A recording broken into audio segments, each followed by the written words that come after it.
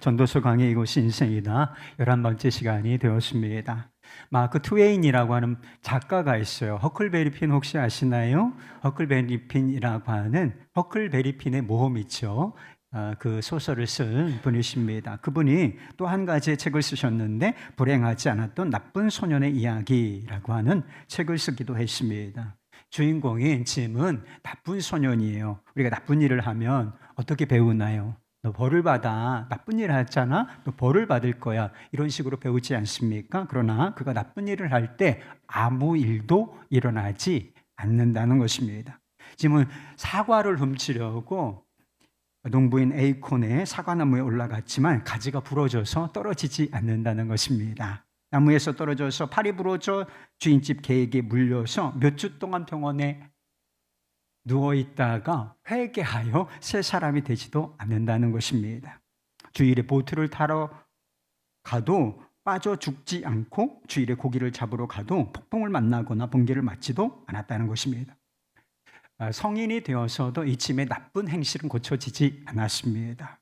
그러나 그는 온갖 거짓과 파렴치함으로 큰 부자가 되었다는 것입니다. 그리고 그 동네에서 여전히 지독하게 악독한 사람이었지만 입법부의 국회의원이죠. 되어서 보편적인 존경을 받는 일이 있었다. 이것이 바로 이 불행하지 않았던 나쁜 소년의 이야기라고 하는 책의 내용인 것입니다. 근데 이 이야기와 반대되는 이야기가 존재하는데 제가 오늘 설교 제목으로 인용한 책이 있어요. 왜 착한 사람에게 나쁜 일이 생길까? 헤럴드 쿠슈너라고 하는 유대교 랍비, 우리식으로 말하면 저 같은 목사인 것이죠. 그분이 쓴 책인 것입니다. 어떤 이야기냐? 그 사랑하는 아들이 조로병이라고 하는 것이 있어요. 아주 일찍 늙는 것입니다. 그래서 조로병에 걸려서 불과 15세의 나이대에 세상을 떠나고 말았다는 것입니다. 여러분, 우리가 많은 일들, 나쁜 일을 겪을 수 있지만 이거보다 더 나쁜 일이 있을 수 있겠습니까? 사랑하는 아들이 큰 병에 걸려서 불과 15세의 나이에 세상을 떠났다. 나쁜 일 중에 나쁜 일을 겪은 것이지요. 그가 이해할 수 없는 이런 일들을 겪으면서 인생에 찾아오는 이 고통을 묵상하고 또 관찰한 책인 것입니다. 짐이라는 소년의 이야기가 가상 이야기, 소설이라면 이 헤럴드 쿠슈너의 이야기는 실제 삶에서 겪은 이야기라는 차이점이 있는 것입니다. 왜 착한 사람에게 나쁜 일이 생길까요? 왜 여러분 착한가요? 왜 우리에게 나쁜 일이 생기고 저 사람 나쁜 사람인데 저렇게 비열하고 못된 사람이 있나? 그런 사람이 왜 잘 되는 것처럼 평등한 것처럼 보이나요?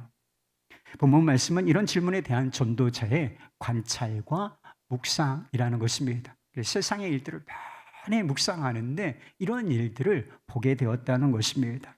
전도자가 세상의 모든 일을 살펴볼 때에 아주 불공평하고 불의한 일을 발견하게 되었다는 것입니다. 일반적으로 선과 악에 대한 개념은 이 사람들에 대한 우리의 관점은 무엇입니까? 여러분, 세상에도 권선징악이라고 하는 개념이 있어요. 선은 권장되며 그리고 선을 행하면 상을 받아야 마땅하고 악을 행하면 어때요? 벌을 받고 징계를 받아야 마땅한 것이다 라고 하는 이런 관념이 우리 안에 있다는 것입니다. 그러나 자기 의로움에도 불구하고 멸망하는 의인이 있고 자기 악행에도 불구하고 장수하는 사람, 그 장수가 세상에서는 복이잖아요. 오복 중에 하나가 수라고 해서 오래 사는 것입니다. 그래서 이 사람이 복을 받고 잘 되고 이런 상황을 보게 되었다는 것입니다. 왜 이런 일이 일어나는 것일까? 결론부터 말씀드리자면 이해할 수가 없다는 것입니다. 그런데 이런 일이 우리 가운데 일어난다. 이것을 기정사실로 받아들이고 있으며 다만 처방, 이런 일들에 대해서 우리가 어떻게 반응할 것인가, 그 처방에 대해서 16절, 17절에 말하고 있는데 지나치게 의인이 되지도 말고 지나치게 악인이 되지도 말라라고 하는 것입니다. 여러분, 지나치게 의인이 되지 말라고 하는 뜻이 무슨 뜻일까요? 지나치게 경건하게 거룩하게 살려고 하지 마. 적당히 살아. 여러분 적당히 사세요. 여러분, 이 성경 말씀, 오늘 본문 말씀이 지나치게 의인이 되려고 하지 말라라고 하는 뜻이 뭐 적당주의로 살라 이렇게 권면하고 있는 것일까요? 너무 이렇게 살려고 해도 불행한 일을 겪을 수 있으니까 뭐 그렇게 의롭게 살 필요는 없어. 이런 이야기를 하려고 하는 것이겠습니까? 결코 그런 뜻이 아니라는 것입니다. 여러분, 성경이 하나님께서 언제 적당히 살라고 하셨어요? 경건하고 의롭고 하나님의 뜻에 합하게 살라고 말씀하셨지. 적당주의는 허용되지 않는 것입니다. 근데 지나치게가 포인트예요. 지나치게. 이것을 정확하게 말하면 지나치게 의로운 척을 하지 말라라고 하는 것입니다. 어떤 사람이 하나님 앞에서 지나치게 자신을 바르고 의롭게 생각한다고 한번 생각해 보십시오. 우리 안에도 선한 것이 전혀 없는 것은 아니죠. 그만큼 있을 수는 있습니다. 그런데 이것을 막 부풀려서 난 의롭고 선하고, 그래서 어떻게 생각하는 거예요? 권선징악. 나는 하나님으로부터 복을 받고 상을 받아야 마땅해. 내 삶은 형통해야 마땅하다. 이렇게 한번 생각한다고 생각해 보세요. 그런데 이런 사람에게 아무 보상도 주어지지 않거나 도리어 나쁜 일이 일어난다면 어떻겠습니까? 이런 사람은 불행을 견디지를 못한다라고 하는 것입니다. 왜 사람들이 고난이 찾아올 때 인내하지 못하는 것이겠습니까? 그렇게 큰 고난도 아닌데 그것을 견디지를 못하는 사람들이 너무나 많은가? 왜 하나님을 비난하고 욕하는 줄 아십니까? 자신을 지나치게 의롭게 생각하기 때문이라고 하는 것입니다. 지나치게 악인이 되지 말라고 하는 것도 같은 의미라고 하는 것입니다. 어떤 사람이 악을 행하는데 짐이라는 소년에게처럼 아무 일도 일어나지 않아요. 그래서 어리석은 마음으로 악의 극단으로 달려간다고 한번 생각해 보십시오. 한번 도둑질을 했어요. 그래서 아무 일도 노력도 하지 않고 큰 이득을 얻었습니다. 그래서 한 번 도둑질을 했다고 해서 안 잡혔다고 해서 그 다음에도 또 도둑질을 한다고 한번 생각해 보십시오. 바늘 도둑이 소도둑이 되는 것이지요. 언젠가는 잡혀서 큰 대가를 치르게 되어 있다라고 하는 것입니다. 악을 행함에도 불구하고 장수하는 악인이 있지만 이런 경우가 없는 것은 아니지만 악의 극단으로 달려가는 것은 결국 스스로 명을 재촉하는 일이 된다라고 하는 것입니다. 왜 착한 사람에게 나쁜 일이 일어나는가? 왜 나쁜 사람에게 좋은 일이 일어나는가? 다 이해할 수 없지만 전도자가 우리 자신에 관해서 아주 분명하게 깨닫게 된 것이 있다고 하는 것입니다. 그래서 모르는 것보다 아는 것에 집중하는 것이 지혜로운 것인데 무엇을 깨닫게 되었는가? 그것은 우리 자신이 죄인이라고 하는 사실을 알게 되었다는 것입니다. 20절 말씀입니다. 선을 행하고 전혀 죄를 범하지 아니하는 의인은 세상에 없기 때문이로다. 마치 사도 바울이 로마서 3장에서 인간의 죄성을 폭로해요. 인간이 얼마나 죄인인가 그 점을 폭로하는데 의인은 없나니 하나도 없으며 라고 하는 말을 듣는 것 비슷하지 않습니까? 우리는 왜 착한 사람에게 나쁜 일이 일어나는 것을 묻습니다. 그것이 자기에게 해당되는 일이 될 때는 고민하고 또 갈등하고 그리고 분노하기까지 하죠. 그러나 우리가 한 가지 물어야 할 사실이 있다는 것입니다. 착한 사람에게, 왜 착한 사람에게 나쁜 일이 일어나는가? 불행한 일이 일어나는가? 그런데 한번 물어볼 것이 우리가 정말 착한가? 그리고 우리가 착해? 우리가 정말 한 점 의혹도 없이 선한 사람, 선하고 의로운 사람입니까? 지나치게 자신을 의롭게 또 선하게 생각하는 사람이 있을 수는 있지만 이건 과장된 것이라는 것입니다. 그래서 죄를 범하지 않을 정도로 선하고 의로운 사람은 찾지 못했노라, 보지 못했노라 이렇게 말씀하고 있는 것입니다. 모든 사람이 죄인이라, 우리가 죄인이라고 하는 사실이, 이 진리가 부정적인 진리죠. 이것이 가장 잘 드러나는 것이 어딘 줄 아세요? 우리의 혀라고 하는 것입니다. 그래서 사도 바울이 우리의 죄성을 폭로할 때 이런 이야기를 한 적이 있어요. 우리의 혀와 말에 관해서 이야기한 적이 있는데 로마서 3장 13절, 14절 말씀입니다. 그들의 목구멍은 열린 무덤이요 그 혀로는 속임을 일삼으며 그 입술에는 독사의 독이 있고 그 입에는 저주와 악독이 가득하다. 한마디로 우리의 혀와 입술은 열려 있잖아요. 열려 있는데 이것은 죄가 쏟아져 나오는 구멍과 같다는 것입니다. 그래서 야고보도 똑같은 이야기를, 항상 성경은 똑같은 이야기를 한다. 21절 말씀에 보면 전도자는 사람들이 하는 말에 너무 마음을 두고 살지 말라. 여러분, 주변 사람들이 하는 말에 너무 신경을 쓰지 말라는 거예요. 스트레스 받아서 못 살아요, 여러분. 너무 상처받아서 여러분 인생을 힘들게 사는 길이기 때문에 주변 사람들이 하는 말 너무 신경 쓰지 말라. 너무 거기에 매이지 말라라고 하는 것입니다. 그런 사람들이 나에 대해서 어떤 말을 많이 하겠습니까? 나에 대해서 뭐 좋은 이야기 할 수가 있죠. 저 사람 정직해, 저 사람 신실해, 저 사람 일처리를 너무 깔끔하게 해. 이런 이야기 우리가 들을 수가 있습니다. 이런 칭찬을 듣노라면 기분이 좋아지죠. 격려가 됩니다. 그런데 사람들이 나를 향해서 이야기할 때 이런 좋은 말만, 긍정적인 말만 하겠는지를 한번 생각해 보세요. 나에 대해서 부정적이고 비난하고 또 정죄하고 심지어는 욕하고 저주하는 말 할까요? 안 할까요? 한다는 거예요.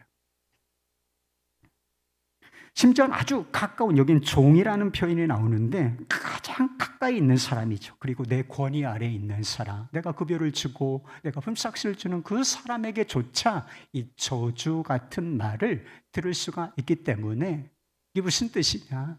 그래서 사람들이 말로 죄를 짓는 일이 아주 흔하고 빈번한 일이다라고 하는 뜻을 담고 있는 것입니다.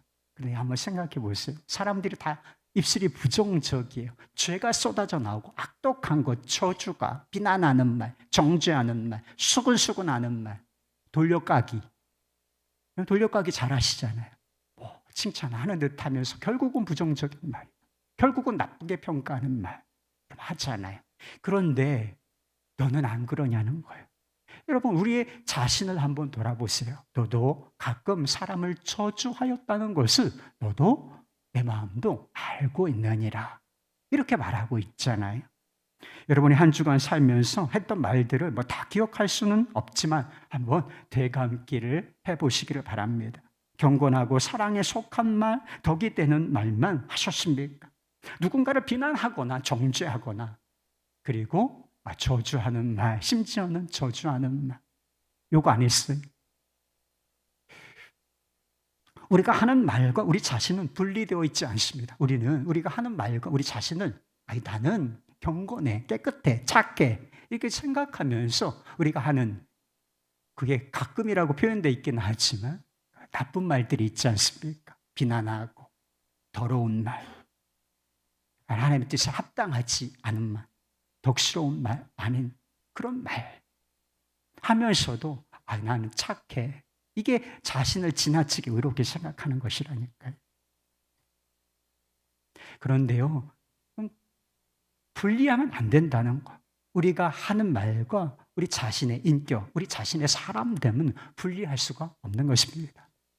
여러분이 하는 말이 여러분 자신, 여러분의 사람됨이라고 하는 것입니다. 입으로 나쁜 말들을 하면서 어떻게 내가 선하고 의로운 사람일 수가 있습니까? 우리의 삶에, 우리 입술에 분명히 부정적이고 나쁜 말들이 존재하는데 그런 말을 쏟아내는 내가 어떻게 선하고 의로운 사람일 수 있겠는가 말입니다. 내가 죄인인 것은 내 혀가, 입술이 증명한다. 이것을 잊으시면 안 된다는 것입니다. 그리고 25절 이하에 보면 이해하기가 되게 어려운, 그래서 혼자 묵상하면 이 말씀이 무엇인지 이해하기가 어려워요. 그래서 설교를 잘 들으셔야 되는 것입니다. 그래서 이것을 뭐 장황하게 설명드릴 수가 없지만 전도자가 계속 세상의 일들을 살피고 찾는 것이 있는데 막 찾아요. 막 여기 사람 이것도 찾고 저것도 찾고 막 이 사람도 보고 저 사람도 봤는데 결국 찾지 못한 것이 있다는 것입니다. 천 사람 가운데, 천 사람이라는 것은 하나 둘 셋 넷 그래서 천 사람을 많은 것이 아니라 그냥 거의 세상의 모든 사람을 둘러보았다, 이런 의미인 것입니다. 수많은 사람을 둘러보고 찾았지만 그 천 사람 중에 한 사람을 찾긴 했어요. 그런데 그 가운데 여자는 한 사람도 찾지 못했다는 것입니다. 남자들 가운데는 그래도 선한 사람, 수많은 악인들 중에 그래도 선한 사람 한 사람은 찾았는데 여자 중에는 없더라, 찾지 못했노라, 그런 뜻일까요? 여자가 더 악하다는 뜻입니까? 그렇지가 않은 것입니다. 이미 앞에서 20절에 선언을 했잖아요. 쭉 살펴보았지만 죄를 아예 범하지 않을 정도로 선한 사람은 찾지 못했노라, 보지 못하였다 라고 말인 것이 있지요. 흠이 없는 사람을 찾고 또 찾아보았지만 결국은 찾지 못했다는 것입니다. 천 사람, 수없이 많은 사람들 가운데 찾아낸 그 한 사람도 죄인일 뿐이라는 것입니다. 이게 25절 이하에 나오는 말씀의 의미인 것입니다. 29절 말씀입니다. 내가 깨달은 것은 오직 이것이라. 곧 하나님은 사람을 정직하게 지으셨으나 사람이 많은 꾀들을 낸 것이라. 이것이 세상의 모든 일들에 대한, 그리고 세상의 모든 사람들을 살펴본 전도자의 관찰과 묵상의 결론인 것입니다. 한마디로 말하면 인간은 타락한 존재이고 세상은 타락한 세상이라고 하는 것입니다. 그것을 깨닫게 되었다는 것입니다. 사람들이 왜 죄를 짓죠? 왜 악을 행하면서 서로를 찌르고 고통을 주는 것입니까? 여러분, 우리가 죄를 행하고 악을 행할 때 하늘에다가 막 허공에다가 죄를 짓는 것인가요? 여러분, 우리가 죄를 행하고 악을 행하게 되면 다른 서로에게 피해를 주게, 고통을 주게 되어 있는 것입니다. 우리가 악을 행하고 죄를 행하면서 왜 서로를 이렇게 고통스럽게 만들고 있는 것인가? 왜 세상이 이렇게 악하고 불공평하고 부조리한 일들이 일어나는가? 하나님께 책임이 있는 게 아니라는 것입니다. 우리는 하나님을 원망하고 비난하기도 하지만 하나님 왜 이런 일들을 허용하십니까? 하나님께 책임을 돌리지만 이런 일들의 궁극적인 책임은 하나님께 있는 것이 아니라 사실은 타락한 인간, 죄인일 뿐인 우리 자신에게 있는 것이다 라고 결론을 짓고 있는 것입니다. 하나님은 인간을 지을 때 악하게 하나님께서 문제 있는 존재를 지으셨나요?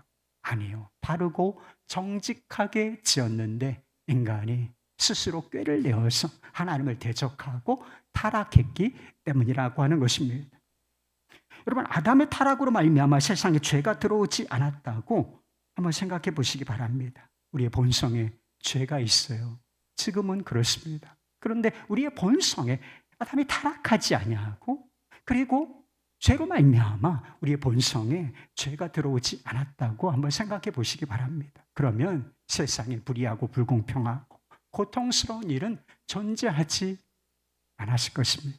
우리가 이해할 수 없는 일들이, 부조리하고 불공평한 일들이 벌어지는데 이런 일들은, 세상의 질서가 어그러지는 일은 존재하지 않았을 것이라 하는 것입니다. 전도자가 세상의 모든 일들을 관찰하면서 깨닫게 되는 거, 분명한 사실 한 가지. 그것은 우리가 모든 사람이 죄인이다라고 하는 것이고, 또 하나 분명하게 깨닫게 된 것이 있는데 그것은 지혜의 한계라고 하는 것입니다. 23절과 24절 말씀입니다. 내가 이 모든 것을 지혜로 시험하며 스스로 이르기를 내가 지혜자가 되리라 하였으나 지혜가 나를 멀리 하였도다. 이미 있는 것은 멀고 또 깊고 깊도다. 누가 능히 통달하랴. 자신이 지혜자가 돼서 지혜를 긍정적으로 생각하고 있어요. 그래서 지혜자가 되어서 모든 것을 다 통달하고 모든 것을 다 꿰뚫어 보고 싶어 했지만 결론은 무엇이냐? 이 지혜가 나로부터 멀리 있는 것이구나. 세상의 일들을 다 통달할 수는 없겠구나 라고 하는 것을 결론으로 받아들이게 되었다라고 하는 것입니다. 여러분, 분명히 지혜에는 유익이 있어요. 그래서 앞에 보면 막 권력자들, 10명의 권력자들보다 한 사람의 지혜자가 더 우월하다, 이런 식의 표현이 있습니다. 분명히 지혜는 유익이 있어요. 어리석은 것보다 지혜로운 것이 얼마나 낫습니까? 하지만 지혜에 분명한 한계가 있는 것도 사실이라 하는 것입니다. 여러분, 우리는 세상의 이치를 얼마나 연구하고 그리고 우리의 삶을 발전시키고자 애를 씁니까? 그러나 연구하고 지혜를, 이성을 사용하고 사용해도 우리의 지혜에는 한계가 있어서 세상의 이치를 다 파악하지 못한다 하는 것입니다. 왜 착한 사람에게 나쁜 일이 일어나고 왜 나쁜 사람에게 좋은 일이 일어나는가? 왜 이런 부조리한 일이 세상 가운데 일어나고, 하나님은 왜 이런 일들을 막지 않으시고 왜 이런 일들을 즉시 바로 잡아주시지 않는가? 우리는 모른다는 것입니다. 전도자는 지나치게 지혜자가 되지 말라고 했어요. 지나치게 지혜자가 되지 말라. 지혜의 한계를 무시하는 사람을 말하는 것이죠. 지혜의 한계를 무시하고서 세상의 이치를 다 처음부터 끝까지 완전히 관통하여 내다보는 것처럼 세상의 모든 일들, 그리고 고통과 형통, 이것을, 이 원인을 다 통달하는 것처럼, 그리고 마치 하나님이 행하시는 일들을 다 이해하는 것처럼 행동하지를 말라는 것입니다. 그것은 완전하신 하나님 앞에서 엄청난 교만이기 때문이라 하는 것입니다. 그렇게 하지 말고 대신 하나님을 경외하라고 말씀하고 있습니다. 여러분, 하나님을 경외한다는 것이 무엇을 의미할까? 여러 의미가 있을 수 있지만 그것은 하나님 앞에서 겸비하다, 겸손하다라고 하는 뜻을 가지고 있는 것입니다. 겸손하다는 것은 완전하신 하나님 앞에서 나의 연약함과 나의 죄됨과 나의 무지와 나의 한계, 우리가 한계가 명확한 존재 있잖아요. 그런데 이것을 인정하느냐 인정하지 않느냐, 이것이 중요한 것인데, 하나님을 경외한다는 것, 그분 앞에서 겸비하고 겸허하다는 것은 우리가 이것을 인정한다는 것입니다. 하나님, 제가 이렇게 죄됩니다. 제가 이렇게 연약하고 이렇게 한계가 분명하고 무지한 자입니다. 성경은 이런 태도를 진짜 지혜라고 말해요. 그래서 하나님을 경외하는 자에게 하나님께서 주시는 것이 바로 지혜와 지식이라. 참, 그래서 인간이 연구해서 찾는 지혜가 아니라 하나님께서 선물로 주시는 지혜라 하는 것입니다. 우리는 죄로 굽어 있는 세상에서 하나님이 하시는 일들을 다 알 수가 없습니다. 왜 경건하게 살고자 하는, 그래도 여러분 경건하게 착하게 살아보고 싶은 마음은 있으시잖아요. 이렇게 하나님의 뜻대로 한번 살아보고 싶어하는 나에게 불행하고 고통스러운 일이 일어나는가? 왜 고통의 때에 간절하게 하나님 회복시켜 주십시오, 하나님 고쳐 주십시오, 해결해 주십시오 부르짖지만 하나님께서는 이 기도에 침묵하시는가? 명확한 답은 알 수가 없다는 것입니다. 그러나 하나님께서 겸손한 자에게 알게 주시는 것이 있는데, 답으로 주시는 것이 있는데, 그것은 인격체이신 우리 주 예수 그리스도이신 것입니다. 하나님께서 예수 그리스도를 통해서 우리에게 무엇을 알게 해주실까? 예수 그리스도, 그분의 인격과 그분의 성품과 그분의 하신 일을 보면 하나님께서 이해할 수 없는 세상에서 그래도 이해할 수 있고 알게 해주시는 것을 우리가 붙잡을 수가 있다는 것입니다. 근데 도대체 무엇입니까? 여러분, 우리가 다 죄인이라고 했잖아요. 연약하고 못된 구석이 있고 형편없는 저와 여러분. 그럼에도 불구하고 하나님께서 우리를 너무나 사랑하신다라고 하시는 것입니다. 예수 그리스도의 십자가 그리고 부활로서 죄인일 뿐인 우리 아무 값 없이 아무 자격 없는 어리를 그 죄를 용서해 주시고 의롭게 하신다라고 하는 것입니다. 그리고 언젠가는 예수님께서 다시 오셔서 세상에 존재하는 모든 악과 악인들을 심판하시고 세상을 곱고 정의롭게 하실 것이다 라고 하는 것입니다. 이것이 우리가 다 이해할 수 없는 불공평하고 부조리한 일들에 대한 하나님의 답이라 하는 것입니다. 미국의 어느 여자 성도님 남편과 일찍 사별하고 아들만 바라보면서 아들 바라기라고 하죠. 아들 바라기로 살고 있었습니다. 그런데 아들이 대학에 다니던 중에 우리 옛날 한국전쟁 때 이야기인데 한국전쟁이 발발해서 청년이니까 징집이 되었습니다. 그래서 한국전쟁에 참전을 하게 되었어요. 얼마 후에 아들이 전투 현장에서 부상을 당했다는 소식이 들리게 되었습니다. 그래서 부모는 물론이고 온 교회가 회복시켜 주시도록 기도했다는 것입니다. 그런데 돌아온 것은 아들의 전사 통보였다는 것입니다. 이 부인은 목사님께 자기가 섬기는 교회 목사님께 피맺힌 마음으로 편지를 써 보냈다는 것입니다. 목사님, 한 가지 궁금한 것이 있습니다.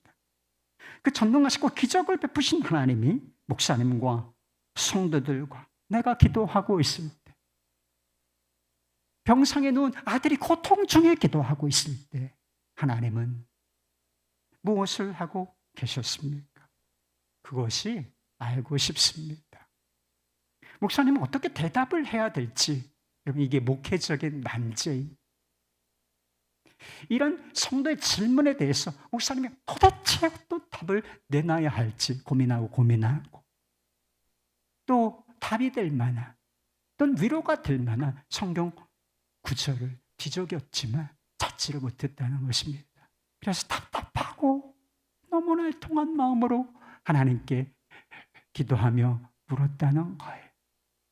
하나님, 다른 사람도 아니고 감히 그 어미에게 어떤 존재인지 너무나 잘 아시는 하나님.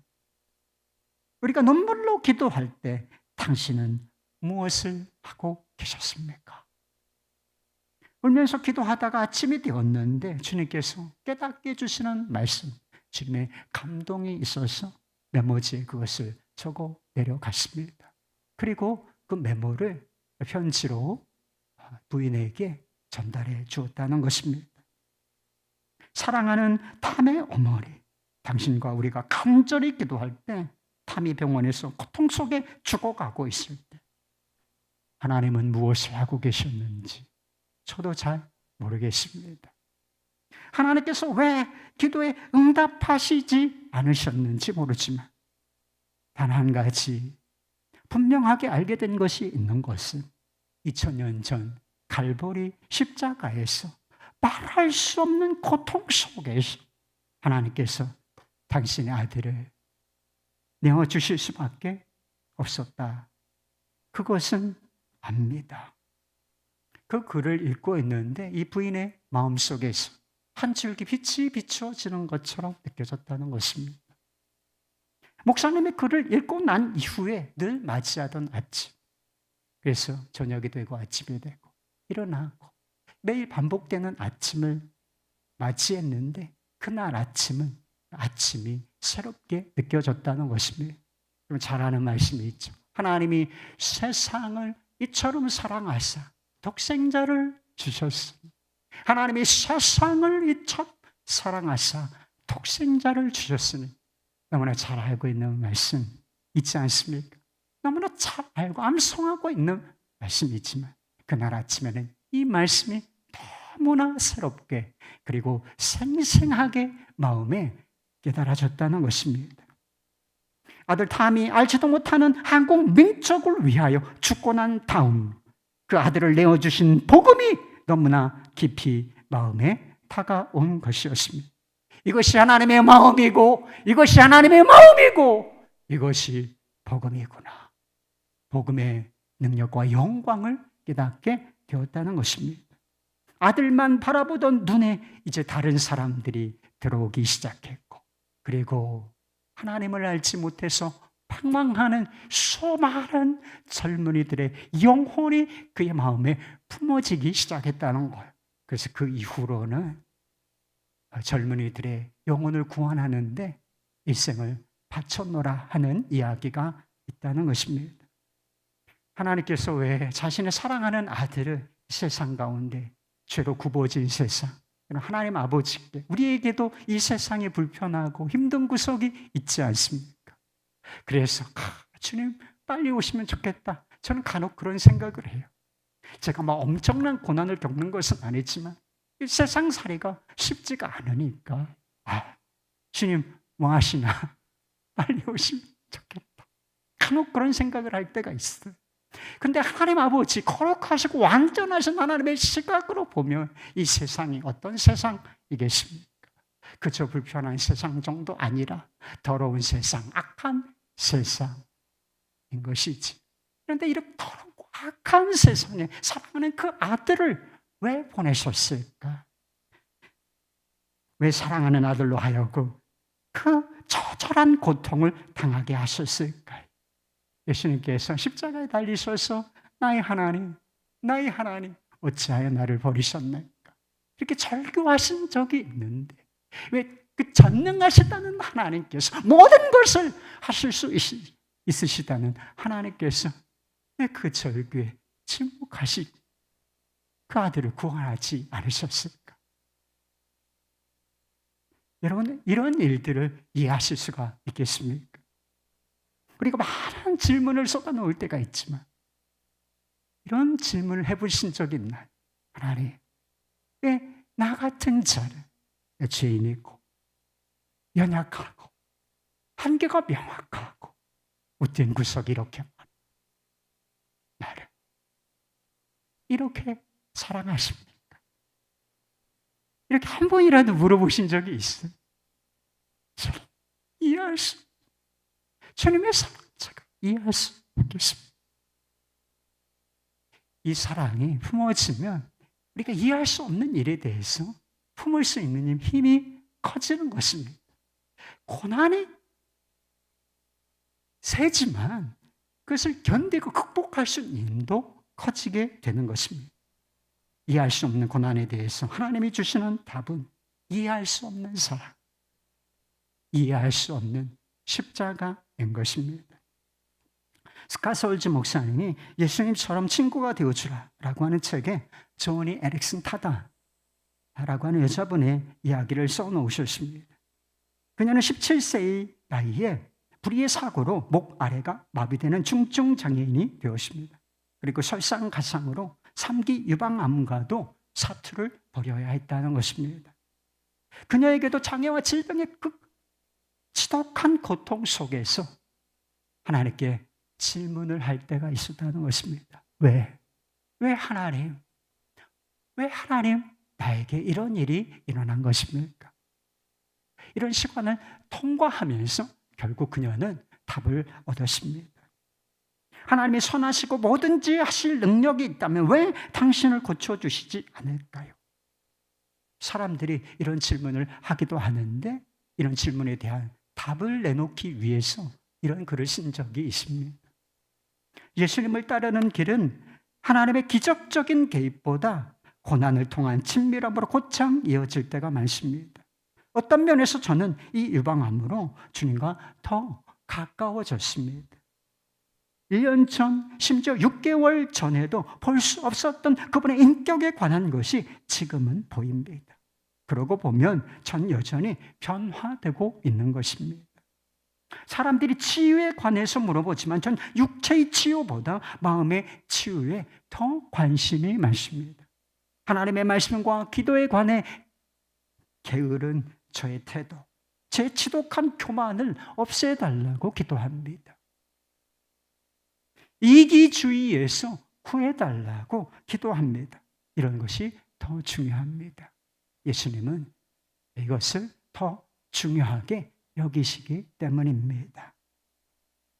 그리고 우리의 삶에도 이해하기 어려운 일이 벌어질 때가 있어요. 해석이 안 되는 일이 있을 수가 있습니다. 그렇다면 하나님께서 굽은 세상과 굽은 인생의 해답으로 주신 우리 주 예수 그리스도, 우리 주 예수 그리스도를 바라보시기 바랍니다. 이해할 수 없는 사랑의 실체인 십자가를 바라보실 수 있기를 바랍니다. 경건한 자가 고난을 당하는 것처럼 보여도 경건의 가치를 귀히 여기며 경건한 삶을 살기로 결단하시고 하나님께서 기도를 외면하시고 침묵하시는 것처럼 보이는 상황 속에서도 기도의 가치를 귀히 여기시고 하나님 어떻게 기도해야 할까요? 기도의 방향을 물으시기를 바랍니다. 이것을 간단하게 하나님을 경외한다고 하는 것입니다. 우리가 하나님을 경외하면 반드시 하나님께서는 우리의 인격과 삶을 변화시켜 주실 것이고 그리고 모든 상황을 통하여 우리가 이해할 수 없는 상황을 통하여 하나님은 당신과의 더 깊은 친밀함으로 우리를 인도해 주실 것입니다. 이것이 우리에게 가장 큰 축복임을 믿으시기를 바랍니다.